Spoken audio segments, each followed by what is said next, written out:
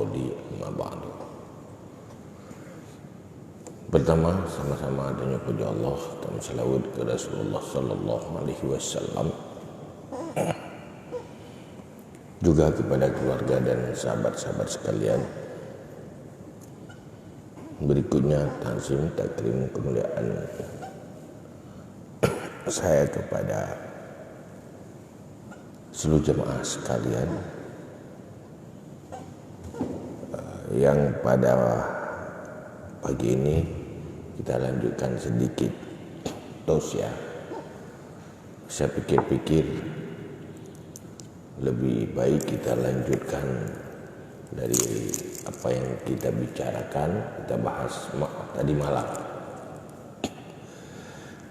di mana kita fokus berbicara tentang akhlak dan kepribadian. Pertama, yang perlu kita tahu,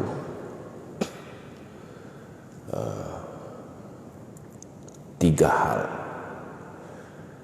yang paling inti yang menjadi rumusan daripada akhlak.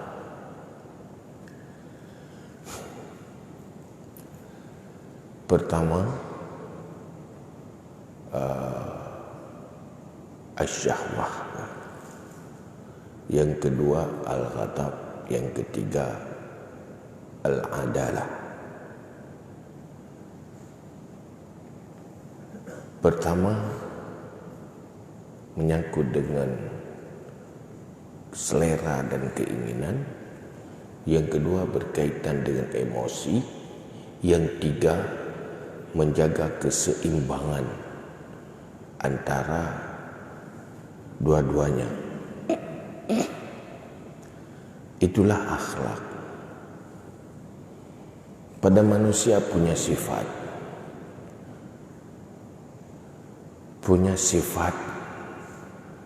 binatang buas, punya sifat binatang yang bahimah, itu sifatnya selera, dan punya sifat syaitaniah, sifat-sifat manipulatif, rekayasa, pencitraan dan sebagainya. Itu sifat-sifat syaitaniah, sombong dan sebagainya. Dan juga punya sifat semacam rendah diri atau ada kejiwaan.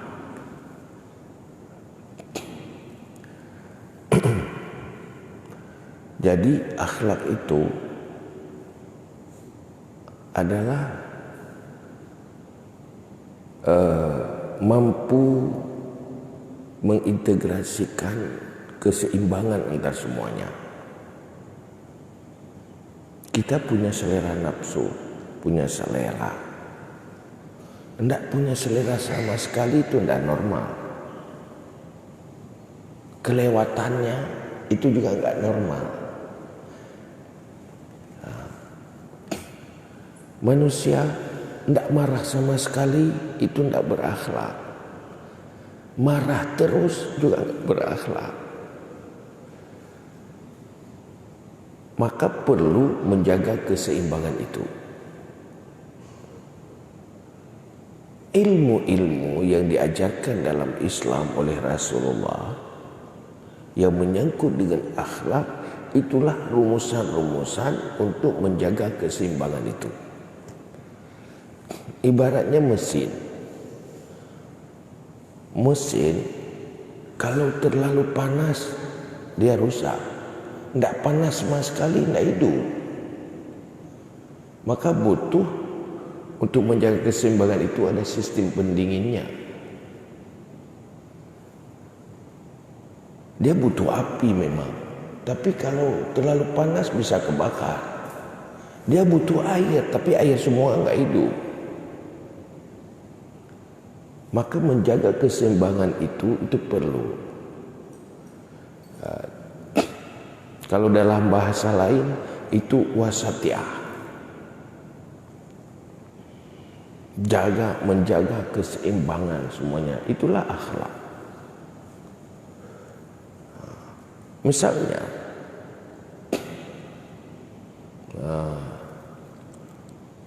obat, ilmu tentang akhlak itu ibarat obat dia. Maka dia kadang berbeda dengan berbeda orang sakit. Obat untuk usia anak yang lebih kecil itu beda dengan obat untuk orang dewasa. Sepaten apapun obat yang untuk orang dewasa, kalau dikasih kepada anak itu salah. Bukan asal sudah bagus, artinya tidak ada keseimbangan. Yang seimbang untuk anak dia punya komposisi tersendiri. Maka yang paling ahli dalam itu adalah Rasulullah Sallallahu Alaihi Wasallam. Maka menjaga keseimbangan itu hal yang sangat sulit. Maka butuh di dalam membangun sebuah kepribadian itu, pertama butuh ilmu. Tak mungkinlah orang membangun akhlaknya, kepribadiannya tanpa pengetahuan. Yang kedua, butuh amal.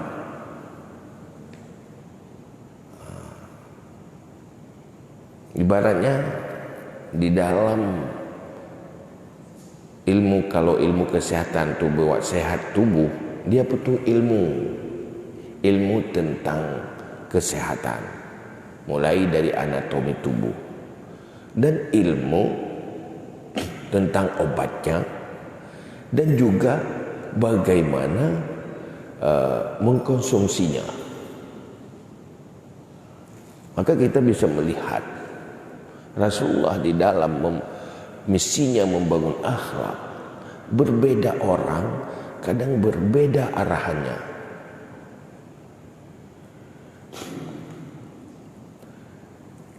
Katanya perang sabilillah itu amalan yang paling bagus. Tapi tidak semua orang diizinkan untuk ikut perang. Ada sahabat minta, ya Rasulullah, saya ingin berperang ya Rasulullah. Kamu punya orang tua, punya ibu, punya. Kembali kepada ibumu, berbakti kepada ibumu. Itu lebih baik dari berperang.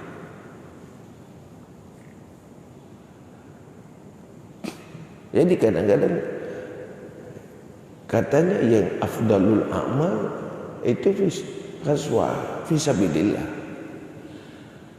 Tapi menjadi tidak afdal bagi orang-orang yang tidak layak oleh itu. Dia penakut, manja sama orang tua, lihat musuh ingat ibu, udah takut, ngajak orang lain untuk jangan berperang, ayo pulang. Tidak afdal untuk dia. Semacam pakaian, mereknya bagus, nomornya tidak cocok, menjadi tidak bagus. Maka inilah hal yang perlu terapi dia, perlu ilmu untuk itu. Tidak cukup dengan tahu akhlak. Maka akhlak yang diajarkan oleh Rasulullah semacam rumusan-rumusan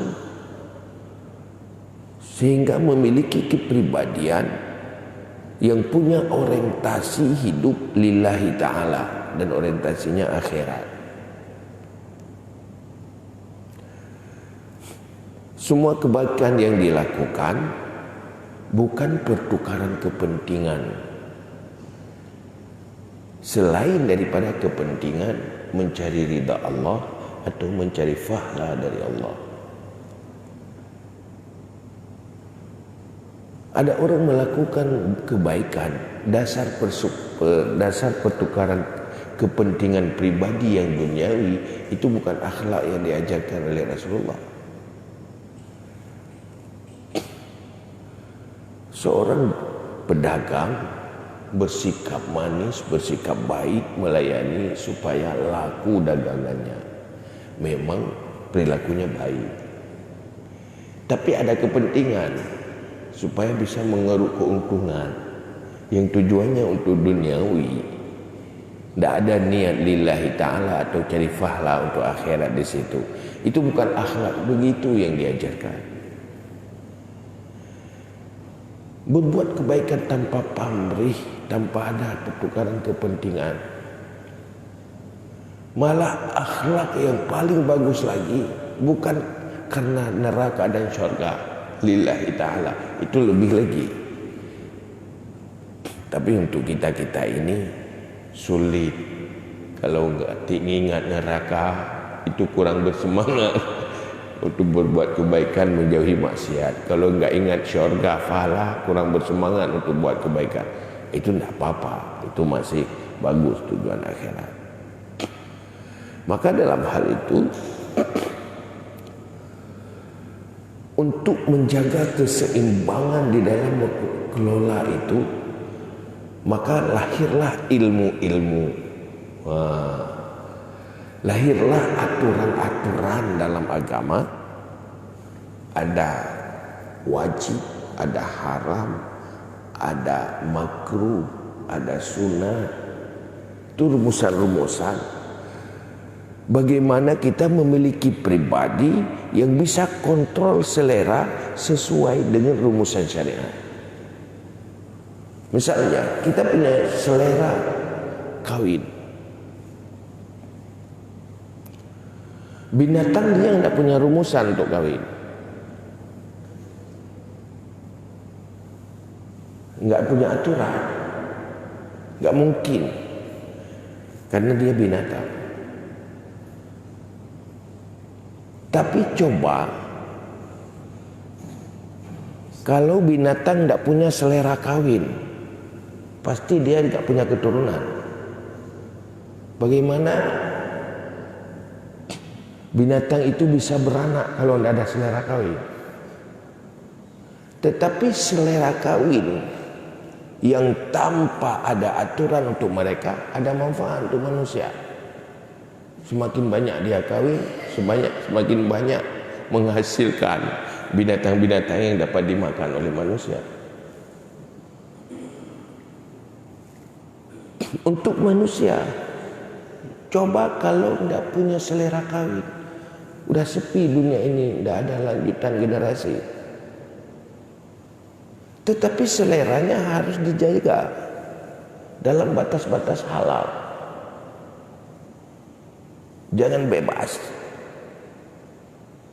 jangan kelewatan, sehingga lahir anak nggak tahu siapa bapaknya, dia nggak tahu mau memanggil siapa saya panggil sebagai bapak saya. Nggak boleh, untuk menjaga keturunan. Untuk yang halal itu butuh selera kan. Coba orang nggak punya selera untuk kawin, itu pasti sesuatu yang nggak akan terjadi. Tapi selera itu kontrol pada batas-batas yang halal. Kemampuan seleranya pada yang halal dan hilang selera pada yang haram, itu akhlak. Kalau haram hilang seleranya, kalau halal baru ada seleranya. Itu sudah benar-benar sudah sukses akhlak. Tapi kalau sebaliknya, pada yang haram bangkit seleranya, pada yang halal hilang seleranya, itu tidak berakhlak. Itulah yang dibangun. Untuk membangun itu kan butuh cara-cara terapi tersendiri. Maka dalam hal itu butuh ilmu, tapi tidak cukup dengan ilmu untuk akhlak. Sehingga ada orang berbicara, kok dia punya ilmu, kok akhlaknya begini? Untuk berakhlak butuh ilmu tentang akhlak memang. Enggak mungkin kita berakhlak tanpa ilmu dan dengan kejahilan. Kita pasti akan salah. Tetapi punya ilmu saja belum cukup untuk memiliki kepribadian. Ilmu itu hanya sebuah rumusan dan teori. Berperilaku sesuai dengan rumusan itu tidak cukup dengan tahu.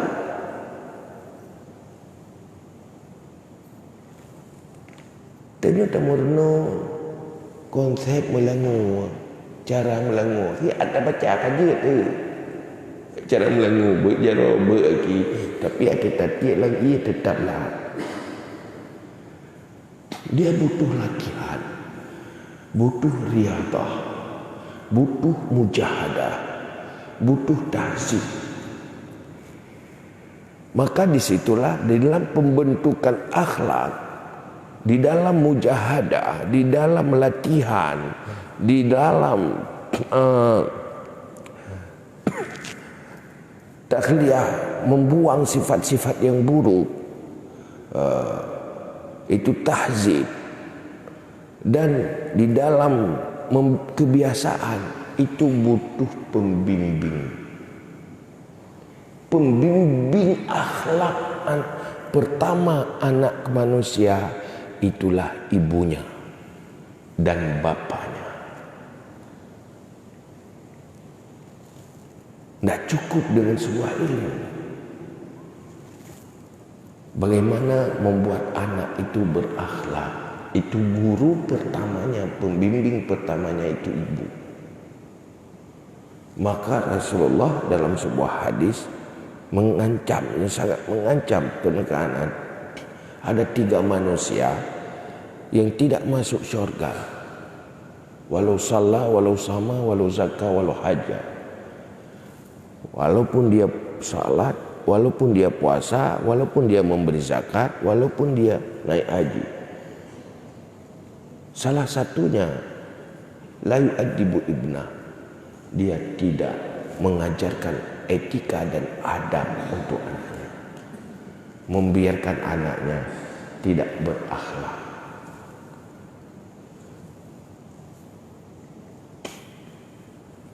Itu pelatih. Kalau anak, dia tidak mungkinlah diajarkan, dirasionalkan.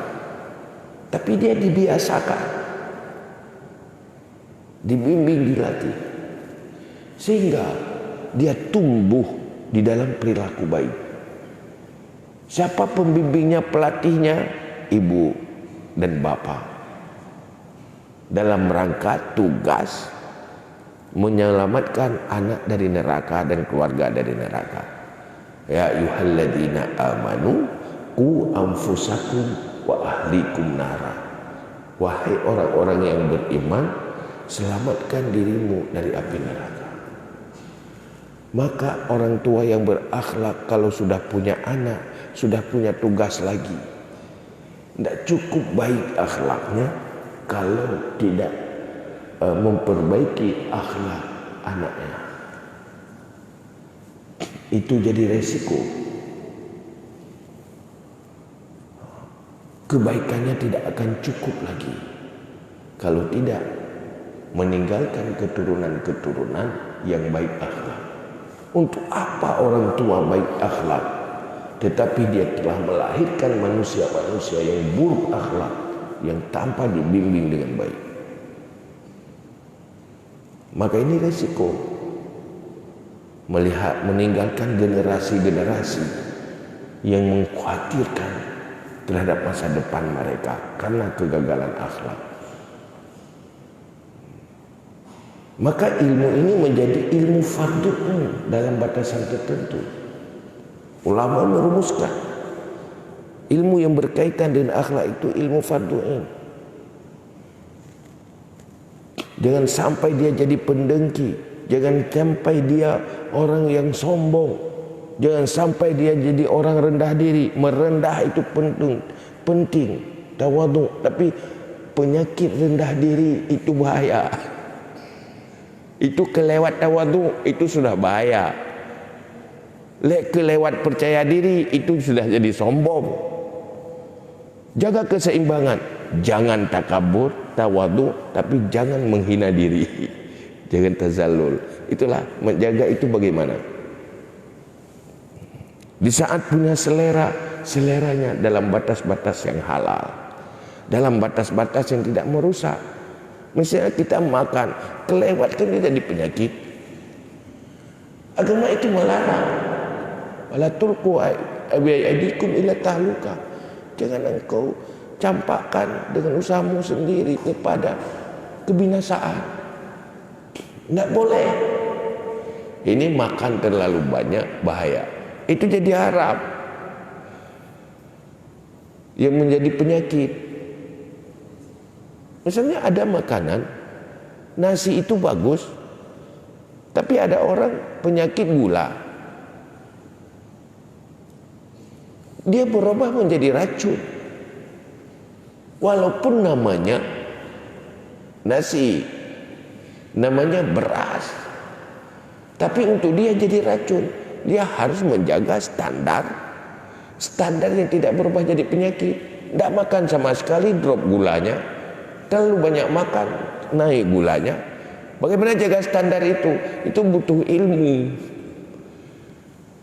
Apa agama tidak memerintahkan? Melarang kamu menyampaikan diri dalam bahaya. Sekali-sekali untuk hal itu kita butuh ilmu medis. Maka Islam itu ada ilmu fardu kifayah yang menyangkut dengan kemaslahatan hidup.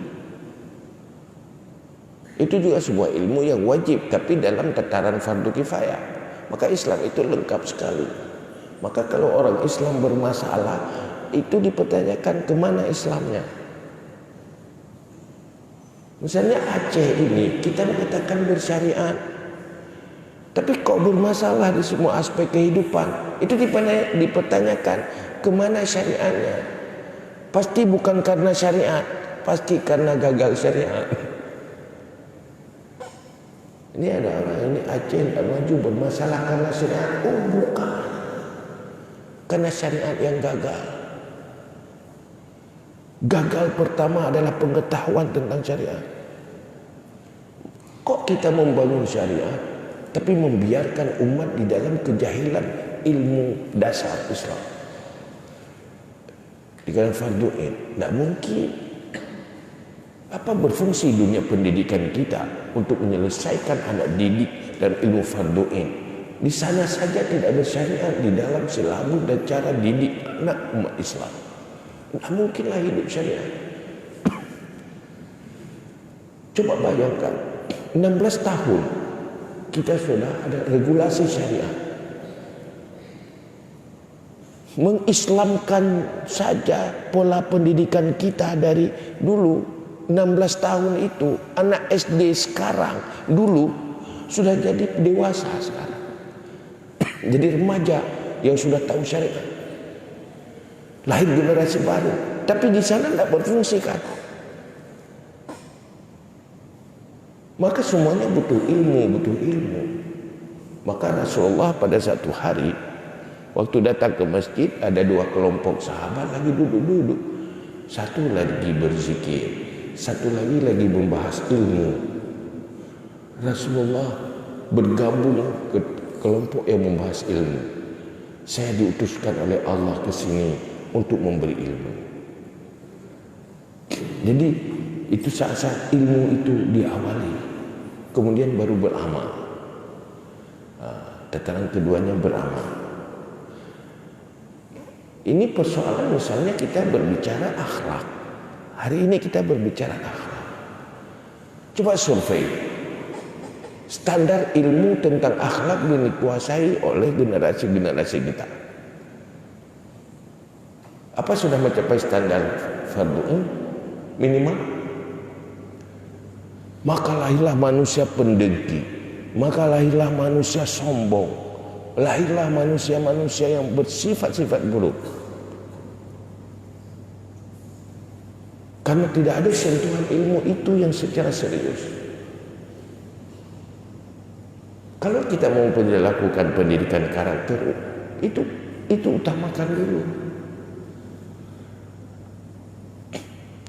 Kalau semuanya selesai fardu'in, batas minimal, itu sungguh sangat beda. Maka ulama membuatlah ilmu yang berkaitan dengan akidah, tauhid, ilmu yang berkaitan dengan ibadah, yang dibicarakan juga di dalam fiqh, ilmu yang berkaitan dengan kehidupan muamalah, ilmu yang menyangkut dengan rumah tangga, ada munakahat, ilmu yang berkaitan dengan pengaturan publik, yaitu bab jinayah dan sebagainya. Maka dalam Islam itu punya ilmu semuanya. Ilmu yang menyangkut dengan kepribadian dan akhlak itu dinamakan dengan tasawuf. Jadi tasawuf itu bukan berarti harus orang kebal, bukan, sebenarnya bukan itu. Bukan magic dia, tapi ilmu yang menyangkut dengan kepribadian, yang memang itu menjadi misi utama dari Rasulullah SAW. Maka tiga hal ini itu butuh sebuah pembelajaran, karena sifat-sifat manusia induknya memang induk sifat manusia tidak banyak, paling 10, tetapi cabang-cabangnya lebih daripada 70.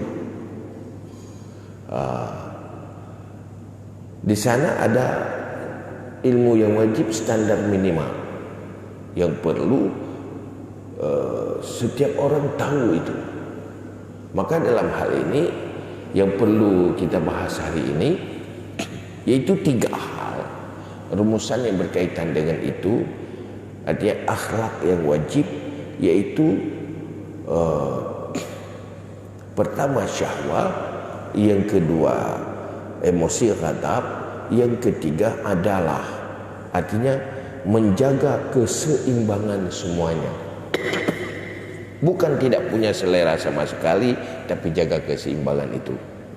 Bukan tidak mau emosi sama sekali, tapi jaga keseimbangan itu.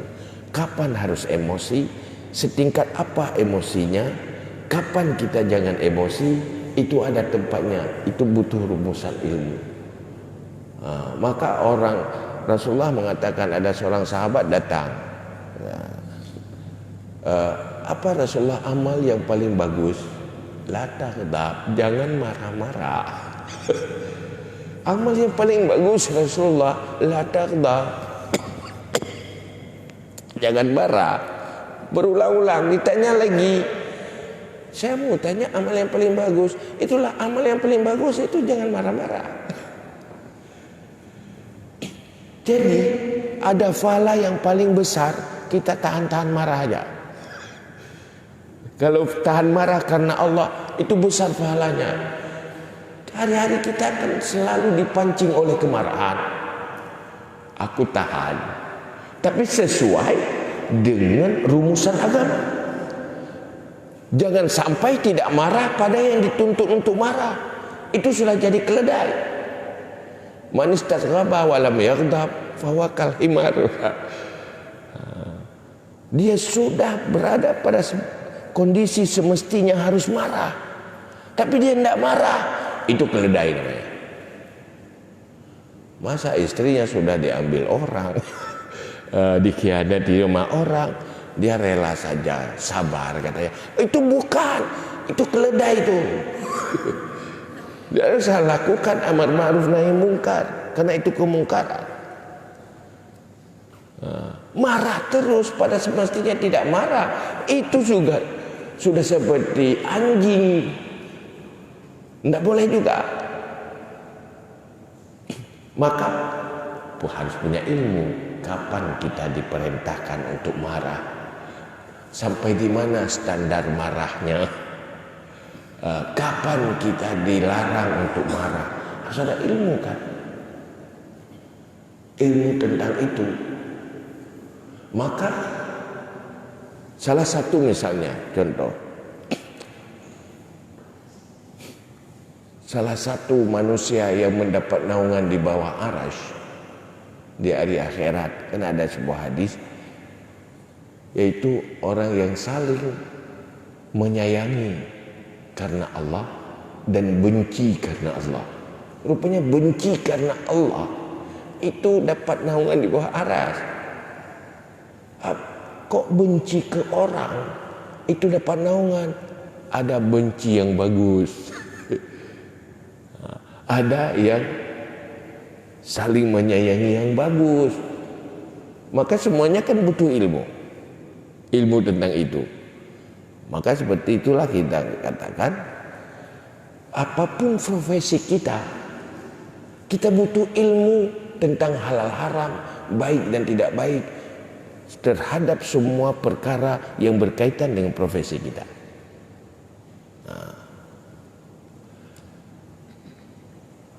Itu wajib. Orang mau jualan, ya cari untung, belah sipluh, belah membelah. Nyen persoalannya belah sipluh, belah membelah, nyak napa ya tu agama ria purno. Yang purno teh yang sah, teh yang batil, teh yang haram, teh yang haram, teh yang wajib ina. Nyen wajib purno. Baik batamita labah menumpuk dosa, tamita dunia menumpuk neraka. Dunyaka la tadurru akhirataka. Jangan sampai duniamu menjadi malapetaka bagi akhiratmu. Keseimbangan itu dijaga. Mampu menjaga keseimbangan itu, itulah berakhlak. Tanpa akhlak kita nggak mampu jaga keseimbangan. Di saat kita cari kesenangan dunia, kita sedang mengumpulkan dosa-dosa untuk masuk neraka. Jangan. Yang lebih baik lagi, cari dunia dapat akhirat. Kita dapat pahala, toko kita jadi masjid, itu bagaimana? Dapat pahala tidak cuma di masjid, tapi dapat pahala di saat berada di toko, itu ada ilmunya. Hari-hari kontrol diri tidak marah karena Allah, itu juga pahala yang cukup besar. Kontrol diri, jangan dengki. Kontrol diri, punya niat baik dan perilaku baik kepada orang, itu juga pahala. Jadi ibadah 24 jam. Semuanya dilakukan oleh niat-niat baik karena punya akhlak. Begitu kira-kira. Kalau ada yang perlu kita bertanya, silakan. Kalau nggak ada, kita mohon izin. Begitu kira-kira.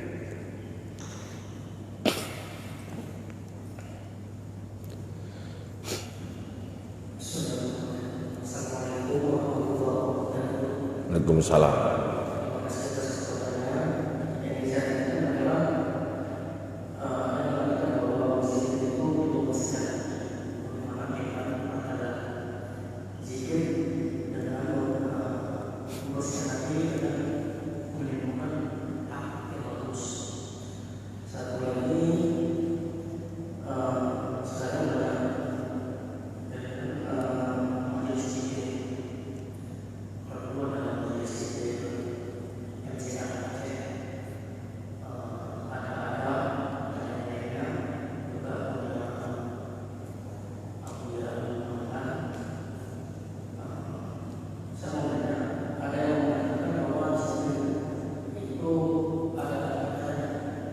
Apa?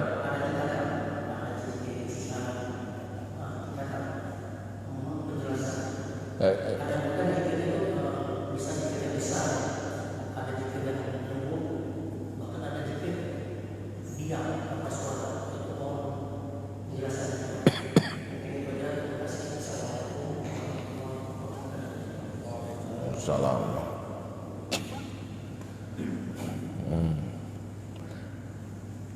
Pertama, zikir katanya untuk membersihkan hati.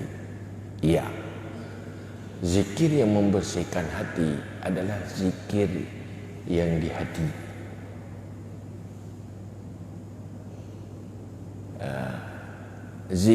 Zikir cuma lidah itu manfaatnya ada, Allah menjanjikan pahala. Tapi mempengaruhi untuk bersihkan hati itu kurang berpengaruh dia. Artinya efeknya lemah sekali. Maka berzikir dengan khusyuk, dengan hati yang berzikir lidah mengikuti hati, itu yang paling efektif di dalam membersihkan hati. Yang kedua, apapun yang diperintahkan oleh syariat itu punya efek yang bagus untuk diri manusia. Yang rahasianya hanya Allah yang lebih tahu. Kemudian Rasul yang diberitahu lewat jalur nubuah,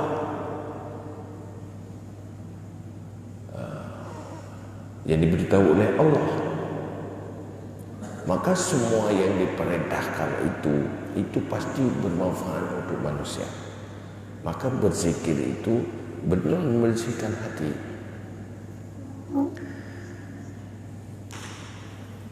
Zikir mana? Zikir yang menguras yang lain dari hati dan mengisi dengan zikir. Nah, zikir itu ya benar.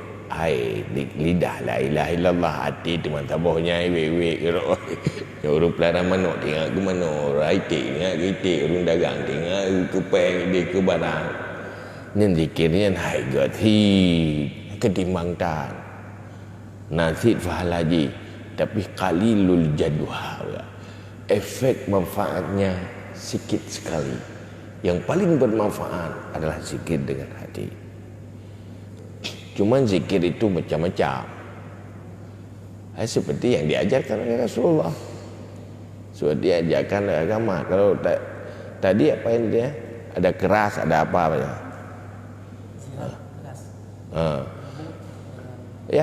Ya memang ada sirra wa alaniyah. Zikir, ada zikir diperintahkan keras, ada zikir kadang diperintahkan lembut. Maka itulah jaga keseimbangan itu. Menjaga keseimbangan itu, jangan sampai lagi orang tidur kita berzikir keras-keras. Membuat orang tidur terganggu, itu jangan.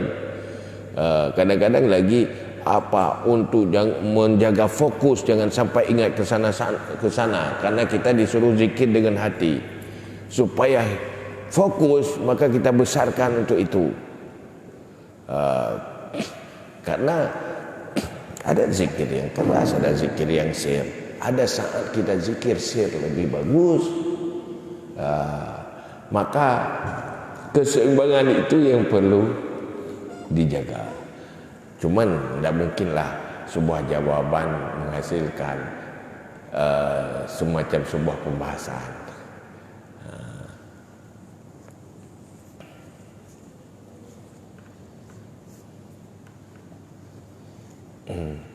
Tu kabeh.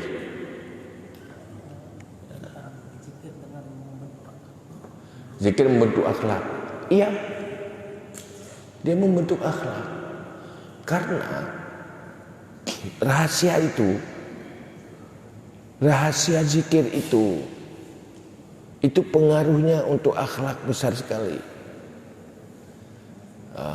Dan pertama, dasar rumusan ilmu dari Rasulullah dan juga dasar pengalaman praktek.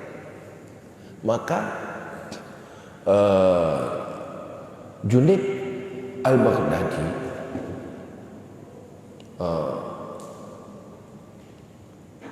Ibrahim bin Adham, dia kalau bertemu dengan orang berperilaku buruk, dia enggak menasihati, hanya mengatakan qul la ilaha illallah, katakan la ilaha illallah, la ilaha illallah, untuk merubah. Ketemu orang pelaku zina, dia perilakunya berzina terus, qul la ilaha illallah, la ilaha illallah. Dengan terus itu akan merubah sikap mereka. Kalau memang enggak berubah, pasti enggak sanggup dia. Kalau sanggup berzikir, dia akan berubah. Hasan Basri lain lagi, semua masalah jawabannya istighfar. Dia ada faedah istighfar. Ada orang datang, saya sakit enggak sembuh-sembuh, istighfar. Saya banyak utang enggak bisa bayar, istighfar. Istri saya bermasalah, istighfar. Anak saya bermasalah, istighfar. Ya satu lagi kan, qul la ilaha illallah, qul la ilaha. Semua persoalan mulai dari sana. Dia punya hikmah tersendiri. Maka Kalau begitu ya sering-seringlah la ilaha illallah, astagfirullah, astagfirullah, istighfar. Semua masalah selesai. Allah punya cara tersendiri karena semua itu manfaatnya untuk manusia. Begitu kira-kira.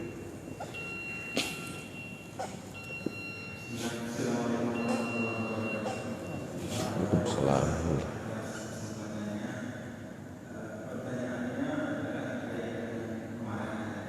Marah.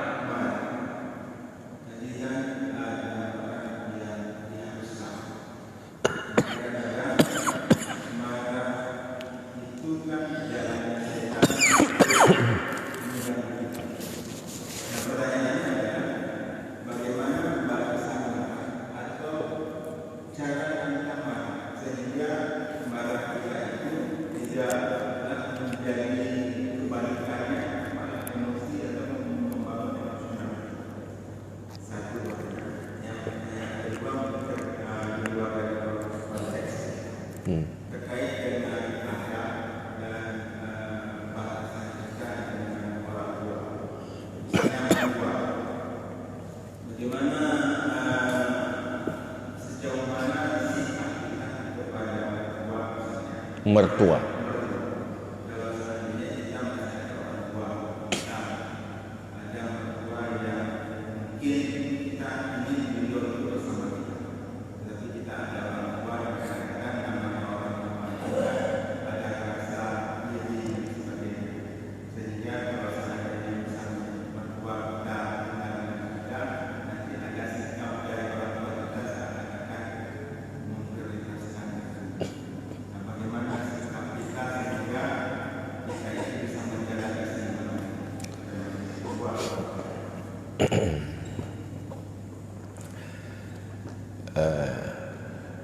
Sebuah kebaikan dia ada dua sisi. Pertama, diukur dari sesuatu itu baik. Yang kedua, diukur akibatnya. Sesuatu yang akibat tidak baik, dia tidak akan baik. Walaupun kita lihat itu baik. Itulah seperti bandingannya, nasi itu baik, tapi kalau dikonsumsi oleh orang punya gula, akibatnya tidak baik. Maka nasi itu untuk dia menjadi tidak baik karena faktor akibatnya. Jadi yang pertanyaan pertama tadi yang menyangkut dengan marah. Marah itulah begitu juga. Marah itu dia kadang-kadang baik, kadang-kadang tidak baik.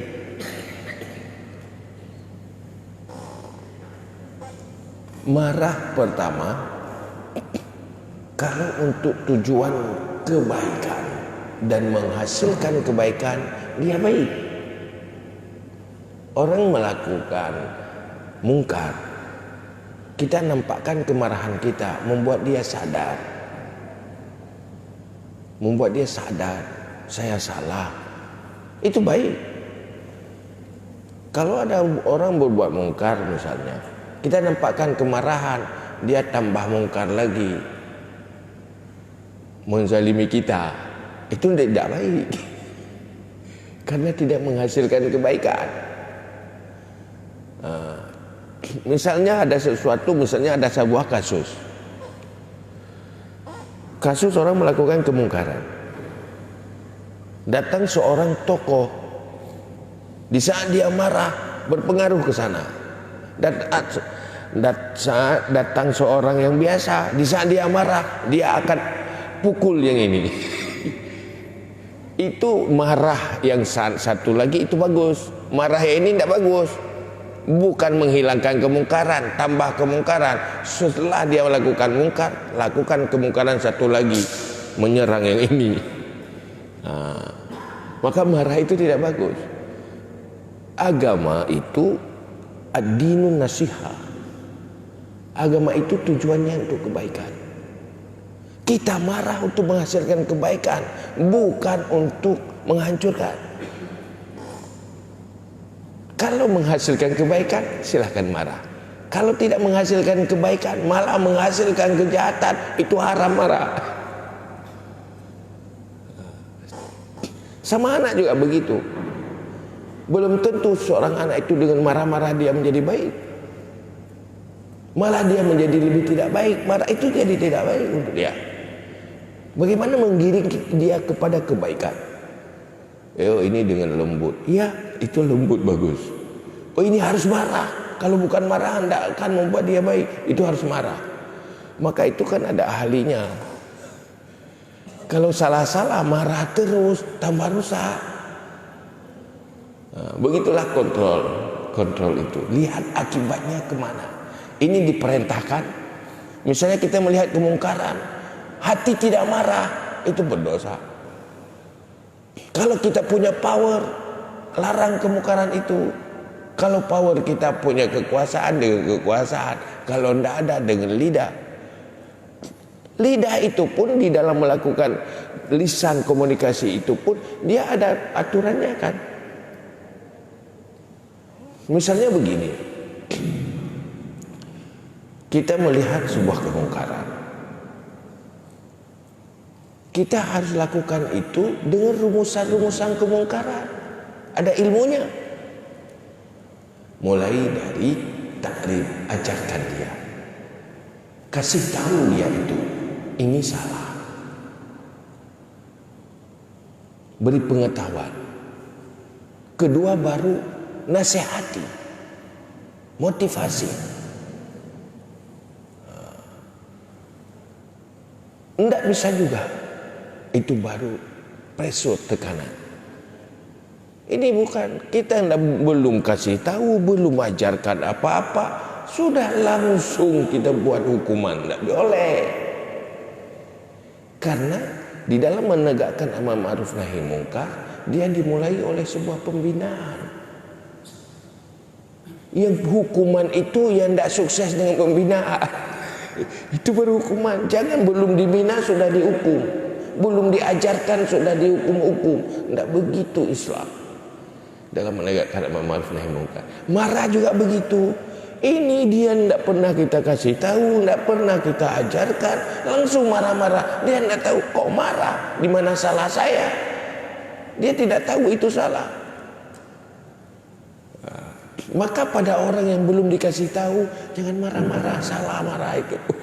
Kasih tahu dulu, ajarkan dia dulu. Bahkan itulah beda. Kita marah-marah pada orang yang belum kita kasih tahu, itu salah.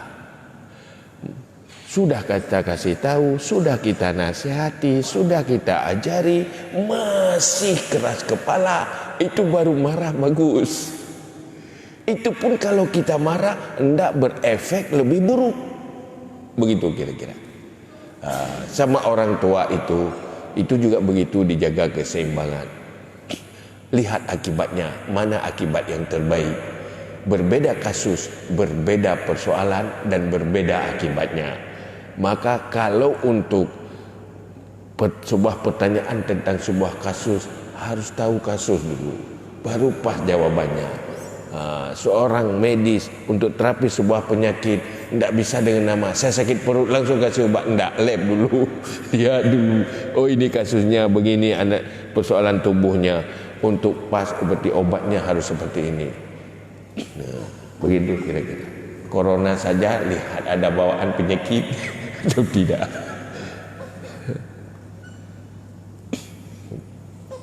A'udzubillahi minasyaitonirrajim. Bismillahirrahmanirrahim. Alhamdulillahi hamdan yuwafi ni'amahu wa yukafi mazidah. Ya Rabbana lakal hamdu kama yanbaghi li jalali